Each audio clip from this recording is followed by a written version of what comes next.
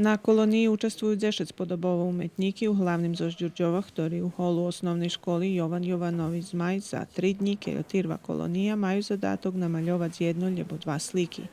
Väčšina z nich amatere, ale zo zakončenú strednju umetnícku školu. Nekad su likovne kolonije bila jako retka pojava. Danas podobo koloniji boli prava redkost, a prihodzeli veci umetniki, a Nješka je velik koloniji, ta njemož učestvovao z našickih. Miše nama hame, že bi i naši lokalni umetniki dostali nahodu ukazati za svoje možljivosti. Máme talentovanih i perspektivnih tvoriteljov i predso bi sme toto nje ukazali.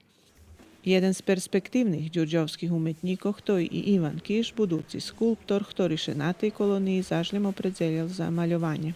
Nješka tipični valalski vojvođanski pejzaž, ali je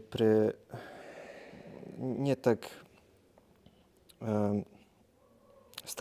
standardno porobeneno pre svoje dejake vidzenje i zvuki i farbi i prešlosti, kotri su nje dožili inšak, to bi trebalo predstavljati viternjak.